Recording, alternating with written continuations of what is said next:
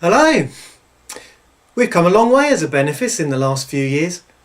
We've worked hard on making some structural changes which I believe have put us in an excellent place to meet the challenges which lie ahead. We've reordered St Martin's to make it a really welcoming, usable space for both the church and the community. In Farningham, the Shand Hall is almost complete as a place of hospitality, offering us space to meet and share refreshments.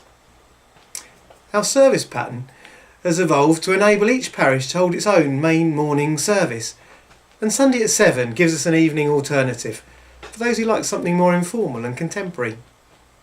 Home groups provide a place for people to learn and grow in their faith. The ministry team is in place to lead our benefice in spiritual matters, and changes to the lectionary next year will ensure that there's at least one reading common to all morning services, and so we'll be able to follow a theme across all three churches, and it might be slightly easier to manage for the preaching team. And whilst we're not rolling in cash, stewardship campaigns in Eynsford and in the new year in Farningham are helping us to put our finances in good order. We're now ready to press on with the ministry and mission I believe God's calling us to. Over the year ahead, I believe God would have us build up each congregation by our growing as followers of Jesus, by our learning better to support and help each other, and by our being equipped to live God's way in our homes, community, work and church.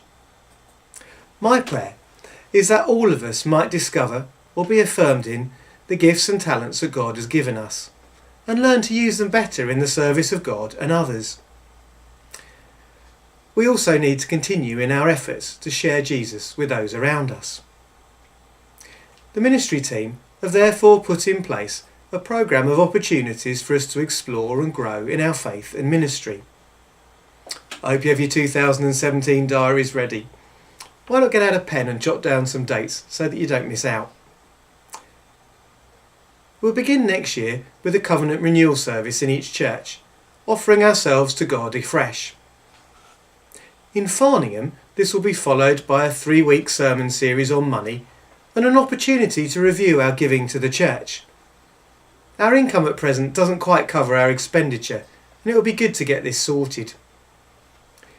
In Lent, we will follow a diocesan course, joining with other churches across West Kent in seeking to discern what God is doing amongst us and how we might join in. Groups will meet on different days of the week and at different times. Holy Week is when we go back to basics with our new Foundations course.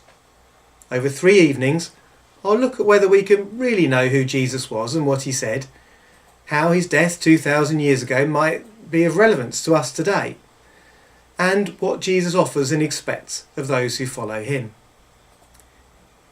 This course is suitable for all, but it will be especially helpful for those just beginning to explore the Christian faith, or those who want to consider baptism or confirmation. In the week before Pentecost, we'll join churches across the whole country in praying for our nation. There will be opportunities to try different ways of praying and to learn more about prayer. And then through June to September, we're going to learn where we come from as churches, as we explore the growth of the early church in the book of Acts and Paul's epistles. Home groups and special teaching evenings will build on a Sunday sermon series. We'll use this exploration of the early church to look again at ministry in the church today, both so that we can ensure the covenant between our ministers and congregations is realistic, and so that we can all ask again what ministry God might be calling us to.